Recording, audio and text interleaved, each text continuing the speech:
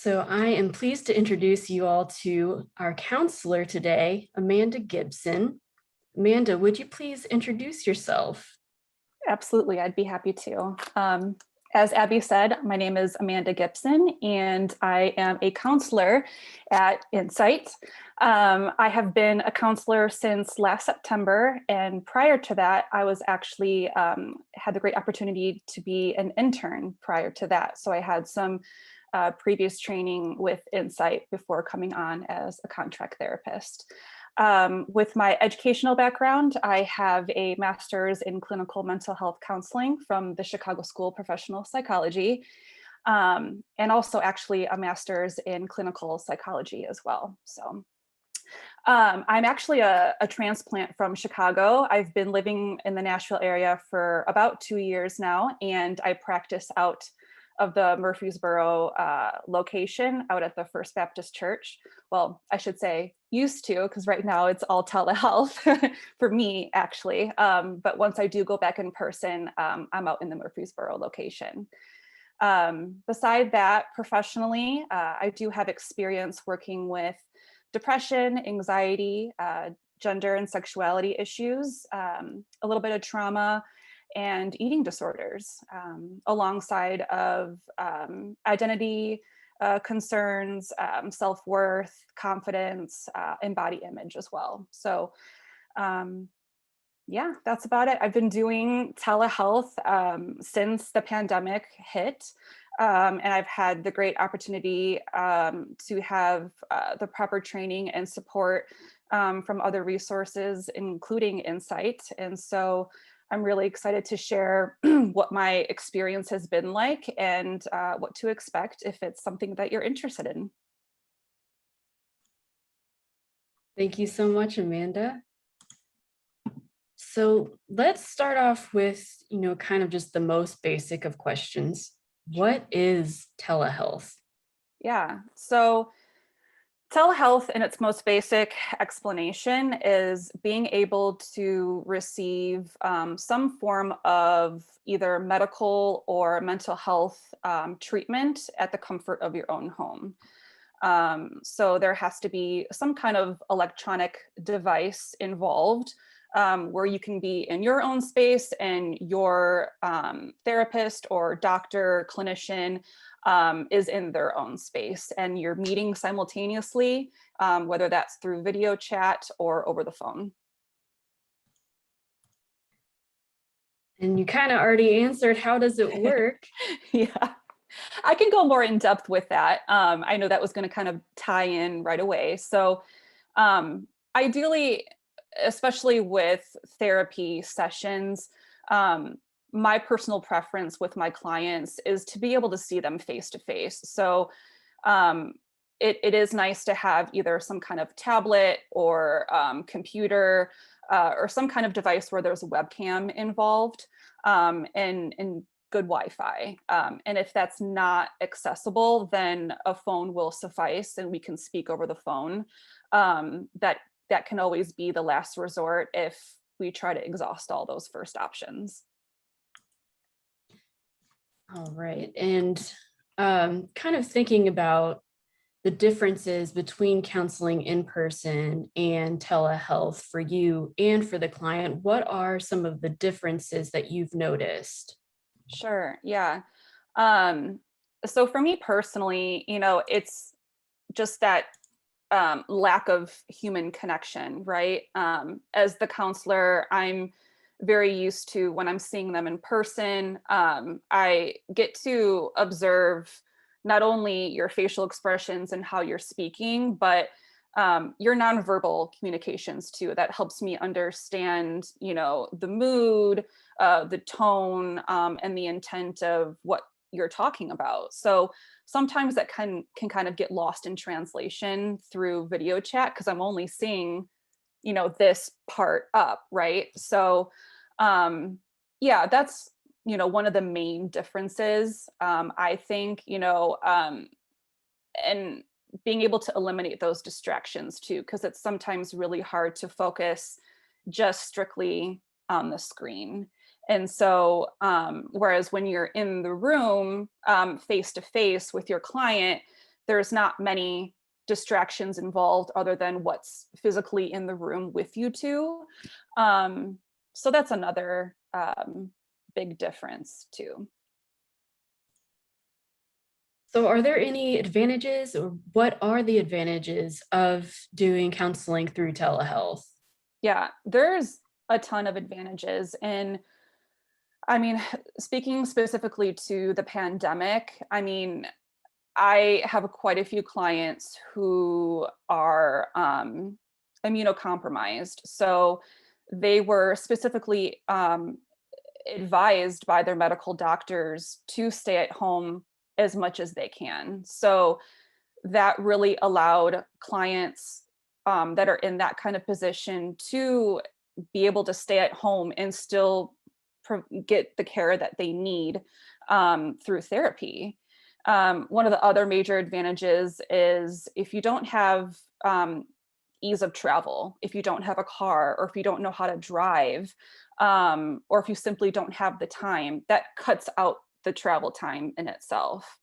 And speaking along the lines of traveling and the ease of that, the biggest thing that I've noticed is I'm providing counseling for people that live over an hour away from me. The huge stipulation to that is in the rule that we have to follow as mental health professionals providing telehealth, is that we are only allowed to provide telehealth within the state of Tennessee. But staying in Rutherford County, I could essentially provide therapy for literally anybody in the state of Tennessee, which is huge. So that in itself is a major advantage. And then along the lines with transportation, even if you are able to drive, well, man, you're saving on gas and money right there, right? And if you're one of those people that have an insane busy schedule, I mean, the flexibility in itself, I've noticed a huge difference in, even with my own schedule. I can block out certain parts of my workday and just I'm able to see more clients that way because I have everything at the ease of right in front of me at home. So yeah, just availability in general is, I think, a lot more open, at least for me personally. And I think when someone is working a typical 9-to-5 job, if they have an hour break during their time, they can set up an appointment during that time, and it's that easy. So yeah, just the ease and flexibility with scheduling is really huge too. Also, another huge advantage that I've seen with individuals who have children, if they have a hard time finding childcare, that's a big barrier right there for people who can't find that time to, or find a babysitter during that time. So they can just have their children in the other room playing or whatever. I mean, sometimes that ends up being sometimes a distraction, but at least they're getting the care that they need and not having to worry that their kids aren't being taken care of. And then lastly, I mean, just I guess one of the major advantages is just being in the comfort of your own home. You don't have to fully get ready. You can be in comfy clothes. You can have some of your, coping skills with you, whether that's any of your like sensory objects or anything that's comfortable for you. You get to dictate that because you're in your own home. Thank you for that. You've been doing this about a year now, Yeah. maybe over a year now. Have you seen any certain populations of clients who are most enthusiastic about seeing you through telehealth in particular? Definitely the Gen Z generation for sure. And when I say Gen Z, I don't know the specific age range. I don't know, but anywhere from like late teens to early 20s are like just they're gung-ho for telehealth. They're all for it. They prefer it actually. And I've asked, if I do ever go in person, what are their thoughts on that? And they're like, actually, I just prefer sticking with this because it's easier, especially when they're in school and they're really busy with their schedules.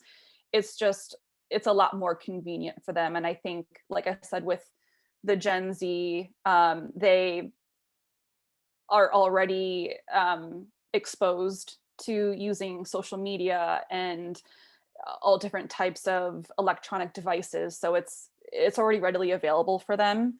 So yeah, that's been the most enthusiastic age range with telehealth for sure. It makes sense. Yeah. What do you like about seeing your clients through telehealth? And you've probably already touched on some of these before.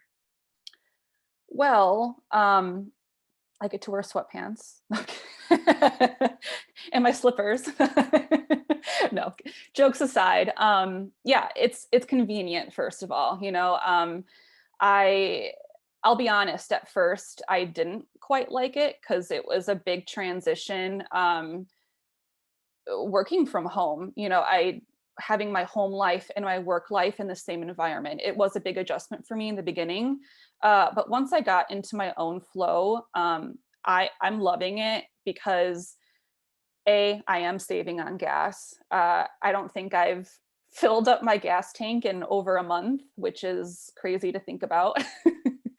um, and yeah, it gets pretty easy on that end. And I love too that I'm able to serve clients who don't have access to driving or getting somewhere into a different location. So it feels good that I'm able to serve certain populations that are really benefiting from getting telehealth. This kind of gets into the earlier question about confidentiality. How is privacy, security, and confidentiality kind of assured through telehealth? Definitely. Yeah. So in the beginning of my sessions, I always explain limits of confidentiality. And there are limits. So I always explain that everything that we do discuss in our sessions remain in our sessions. However, the only reason that I would break confidentiality is first, if they gave me permission to, like if I needed to speak to a doctor or a family member to kind of collaborate with their case, and they gave me permission, I will go ahead and do that. Also, if I felt anybody's life was at risk, including theirs or the elderly or children, that I would have to report that since I am a mandated reporter. If there's any legal obligations, then I would break confidentiality as well. Other than that, besides seeking supervision, everything remains confidential. As you guys can maybe see, as much as you can through my screen, I'm in my own room right now, and I'm always wearing earphones. So I always explain that too, that everything that they say, nobody else can hear. And if my husband is home, I always have the door closed and a sound machine going. So that increases confidentiality and privacy too. So. And as far as the security of the different platforms go, can you tell us about some of the platforms that you've used to provide the teletherapy? Sure. Yeah. So in the beginning, I was primarily using DoxyMe, and that was an app that um, was deemed very confidential for all clinicians, doctors, therapists. So everything that is discussed is not recorded or traced through the internet of anything. So that was a very confidential platform. However, with the platform that we've all transitioned to through Insight, we are all universally using Zoom, this platform here, which is also confidential. So yeah, no recordings unless the client has given permission to, because sometimes we like to use that for educational purposes through supervision, but otherwise recording is not ever happening. And yes, the platform, excuse me, that we use is very confidential and secure. So we have probably all been on more than one Zoom call like this, more than one webinar, or just video chatting with friends. Some folks may have been very comfortable with using the technology before, March of last year when the pandemic hit. Is counseling through telehealth something that you envision will continue on just into the future, delivering care this way to people, even beyond pandemic times?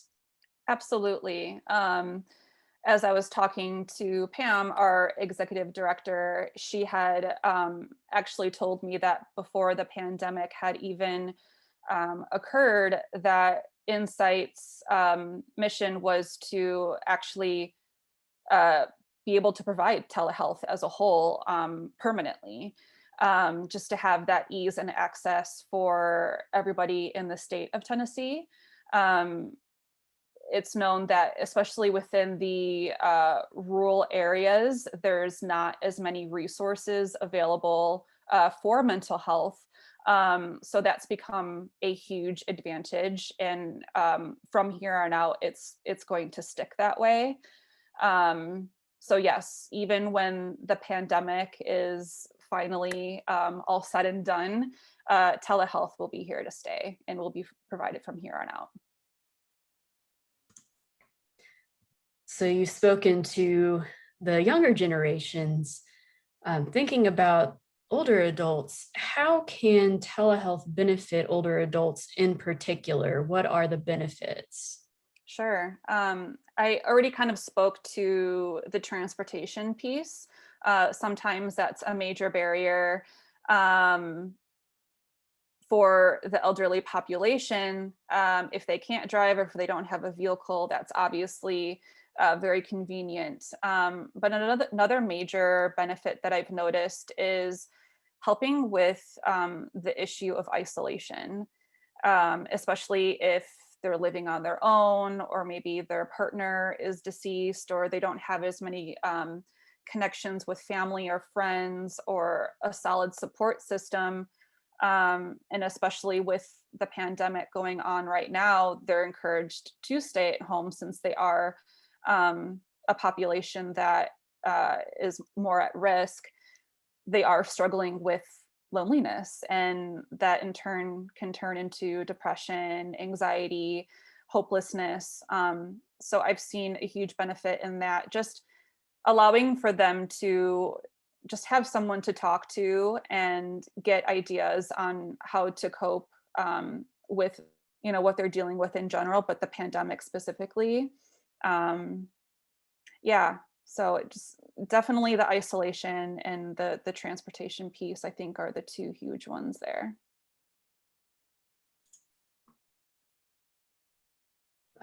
Once again, we've been in this environment of doing a lot of stuff with screens, with each other on screens. How do you, as a therapist, stay present during a telehealth session? Yeah, I think this is really huge, and I'm really happy that you're asking this question. Um, for me, there are a lot of things that I personally had to do to eliminate distractions. I am one in a physical space, and this is just a personal thing, where I had to make sure that my physical space was pretty well organized and clean. Otherwise, I can't focus. But also, just to be more concrete with that, eliminating any type of communication devices. So obviously your phone or like a tablet of some kind. If you are one to be peeking over and looking at the screen, I flop it upside down and put it at the edge of my desk. And in case I need it for a reference of something or a resource that I want to share with my client, I'll have it there. But otherwise I don't have it in sight, so that I can be solely focused on my client. Uh, and another thing that I touched on, there's also another reason why I wear earphones. I can get easily distracted with like other noises in my house, or like my dogs in particular, which I guess I should have disclosed. I have two dogs, and if they bark, I apologize, because sometimes that does happen and that can get to be a distraction, but thankfully they're quiet right now. Um, but yeah, so I wear earphones not only for the privacy of my client, but to help me focus and only be able to hear them. It really helps with my attention on that. Um, and something else that I've noticed too is, you know, if you have a Mac computer, if you get notifications in with your messages or your phone calls, that can be incredibly distracting too, because those pop up on the top right hand side of our computer screens. So I've disabled that while I'm on phone calls, so then that way I have my full attention on my client and not reading what someone else just texted me. So that has really helped too. Because again, when you're in a physical space with the same person, you don't have those same distractions. So just being really mindful of that. And then obviously making sure that I'm in a room by myself. So sometimes I'll have my dogs in with me if like my clients know my dogs or like dogs. Sometimes that kind of helps with kind of breaking the ice, or, you know, being able to make conversation with certain clients. But for the most part, especially when I'm just getting to know my clients, I want zero distractions, and that's including my dogs, as cute as they are. I want to have my undivided attention to my clients. I never thought of your dogs at home getting to be therapy dogs. That's Yeah, really exciting when that gets to happen. yeah, Um, it's definitely a huge conversation starter, especially with like the kids, like my adolescents and stuff, or just people that really love animals. That allows me to then create more conversation and allow my client to open up even more about what they're passionate about. So, yeah. That's great. At the beginning of this call, for those who weren't on, we kind of talked about the stiffness of at least the beginning of kind of a Zoom meeting when people are gathering. So I imagine maybe even like an initial session of counseling can feel that kind of stiffness, awkwardness. So it seems great to have those icebreakers in there. Definitely. So many of us may have heard the term Zoom fatigue, kind of going along with we've done so much more remotely through screens. Um, what are some tips for all of us to deal with Zoom fatigue? This might continue even as we, are meeting more and more in person. If we're having more meetings kind of remotely, how do we deal with Zoom fatigue? Sure. Yeah. So, um, first and foremost, you know, if you notice that that is a demand in your work life, your school life, and then engaging in teletherapy, I would try to reduce as much screen time as possible. And I think there's other really great benefits to that too. Reducing social media use, just screen time in general, and engaging in other activities that can really encourage grounding and mindfulness. Because you're right, being on a computer, sitting down for hours at a time can get extremely exhausting, and it can get really hard to concentrate and focus the entire time. So um, some of the grounding techniques that I really like to engage in is having essential oils readily available, so I can have like a nice scent to kind of ground me and bring you back to the here and now. I also really love burning sage and my Palo Santo. It really gives off a very nice like earthy scent, and it just inhaling that kind of brings me back, and I can just also concentrate on my breathing too and just slow things down. If you're one to kind of like fidget or need something to kind of like physically distract yourself with, I usually encourage like a fidget spinner, or I actually have clients who like to draw or kind of like doodle during sessions. And I actually encourage that if that doesn't distract them during session. Like if they're still engaged and they're talking to me, I actually find it to be pretty helpful for some people that they're activating their hands and their mind while they're speaking in session to me. So as long as it's not a distraction, I actually encourage that too. You can draw, doodle, anything that you want to with that. I've actually had someone mention crocheting or like knitting while you're doing it too, just to, if it's something that is an automatic behavior, right? Like if it's something that you know so well and it's kind of like a mindless kind of thing that you can just do without even thinking about it, that could be something you can do too while you're engaging in that that screen time during the Zoom meeting.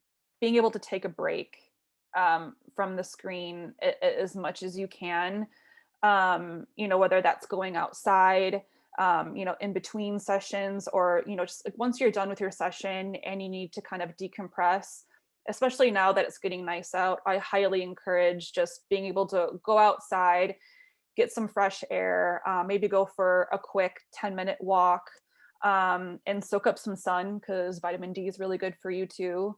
That is the biggest thing that I've noticed during the pandemic is a lot of us now are struggling with vitamin D deficiency because we're stuck inside all day. So I really encourage being intentional about getting outside when you don't have a Zoom meeting scheduled, because it certainly helps. Absolutely. We call them sunshine breaks in my household. Yes.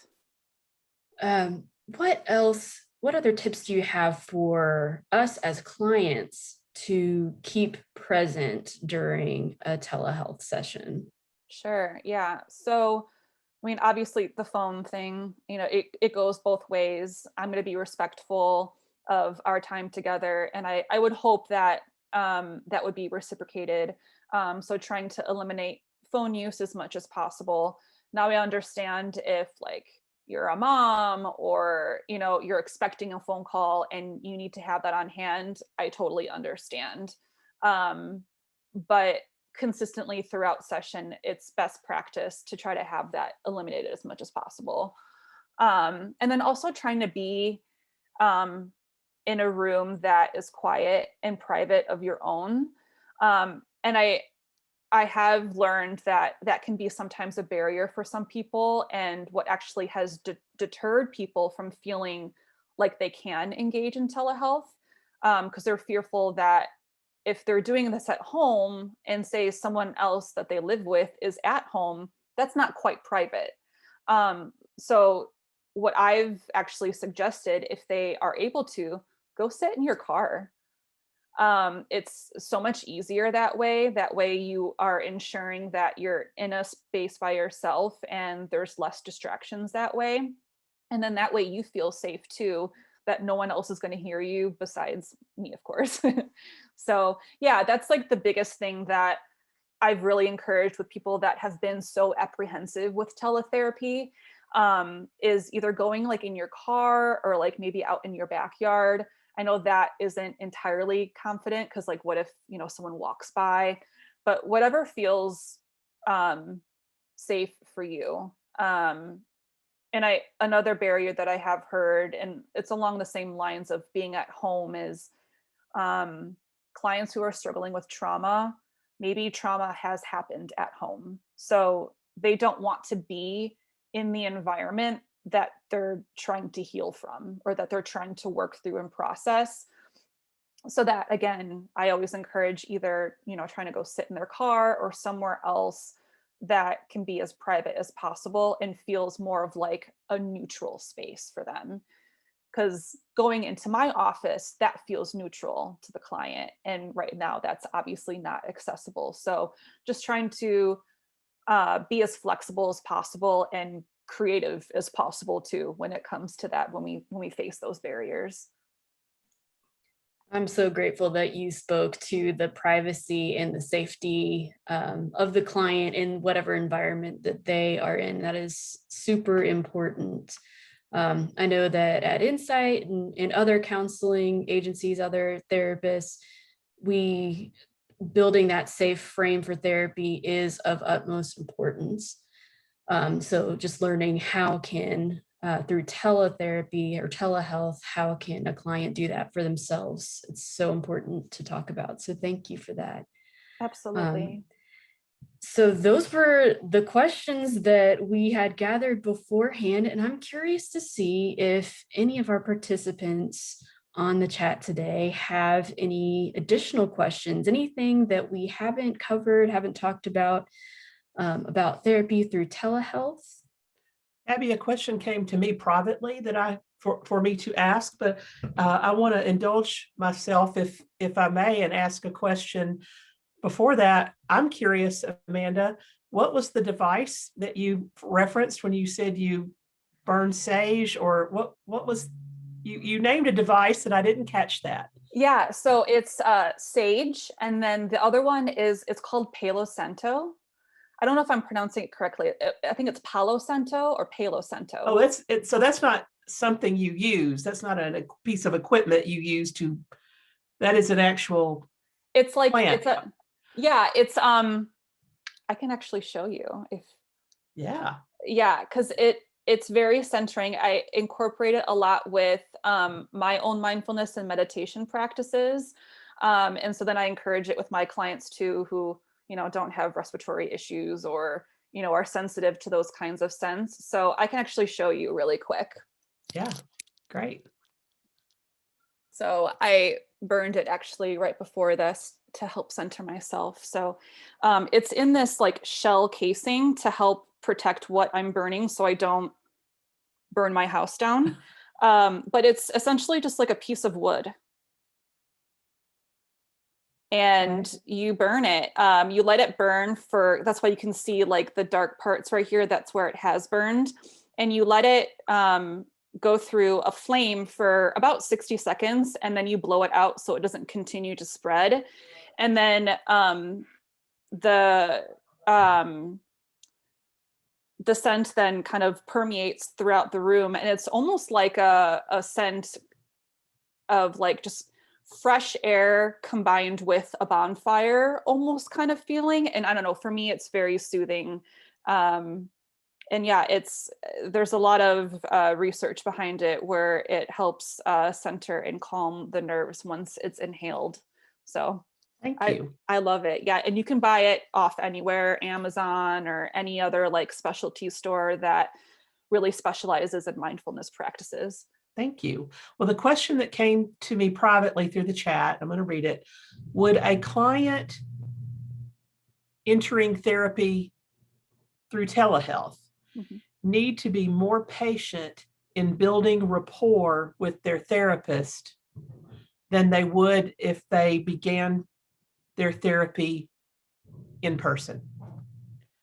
It depends. I mean, I would say yes, because there can be that barrier with the screen dividing us, right? But it just depends on the two individuals. It depends on the clinician and the client and whether or not they're able to create that connection, that bond, and that trust between the two clients.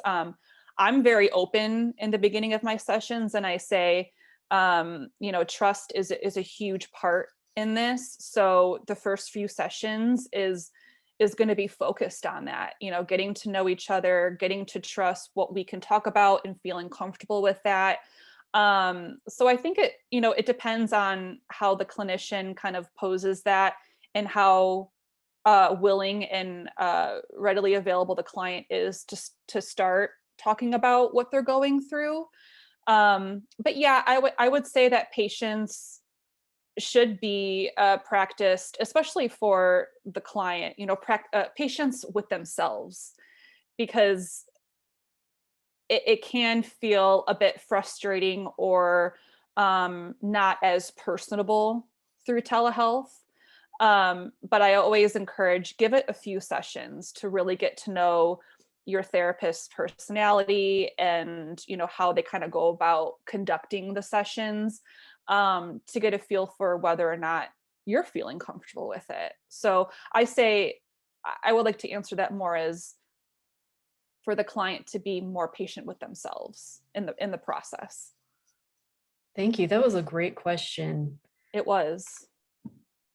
Any other questions? Feel free to just add those in the chat. I guess I would like to say too, kind of to further elaborate on that. If you feel after the third or fourth session that the connection isn't there, I want to validate that and normalize that that is okay, because sometimes it isn't always a perfect match. Not everybody is a good fit for one person, for one therapist. So it's always good to be open and honest about that too, and have that conversation saying like, you know what, I'm not really sure if I'm feeling that this is a fit, and we can always recommend or refer you to somebody else. Because that could always be the case too. There is that barrier with telehealth, but sometimes it just isn't a good fit between the two people. Telehealth or in person. Yes, exactly. Exactly. That's a good point.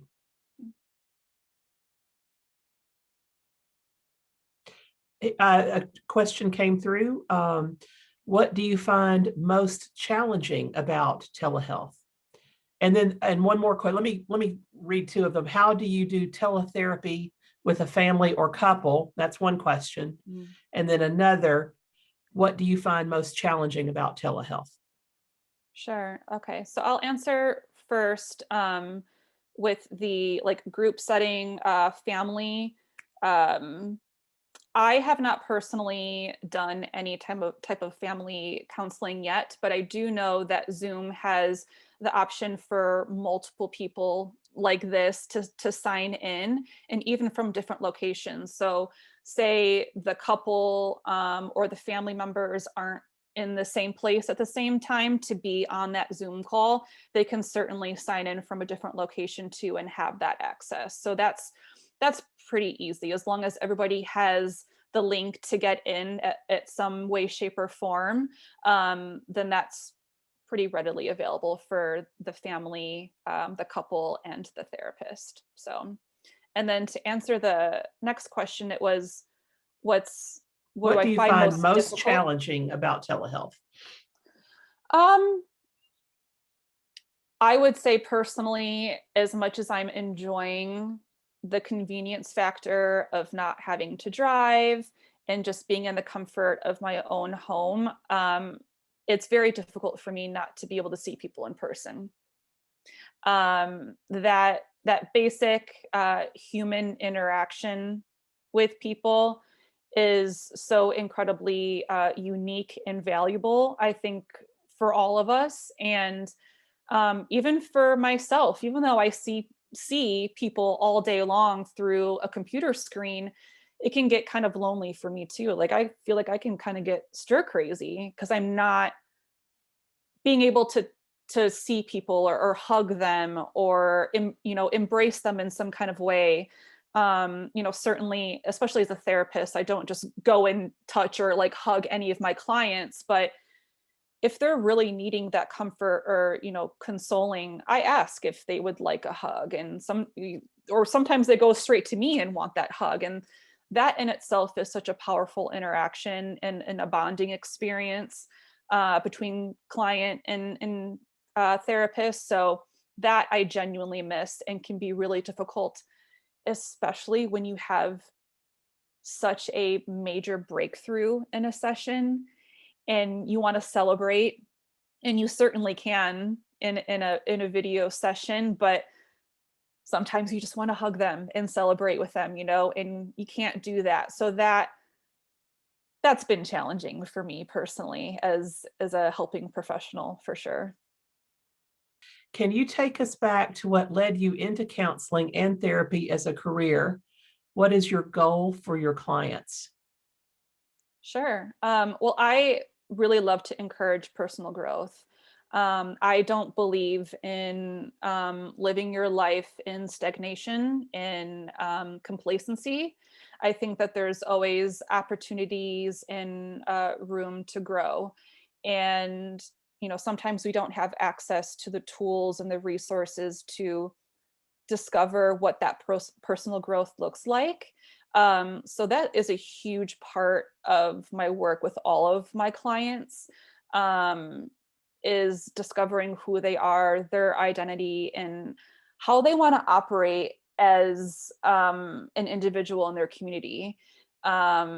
That's a huge passion of mine, and just belongingness and unity in that. And what got me into counseling, I'll be honest, growing up, I struggled with a lot of anxiety. I was a class A perfectionist, and I always expected a lot out of myself. So in turn, I struggled with a lot of anxiety. And so not one of my first therapists, but I think it was my third therapist that I started seeing in my early 20s, made such a significant impact in my life. She changed everything around for me and just truly inspired me with the amount of support and unwavering conditional love that she showed me.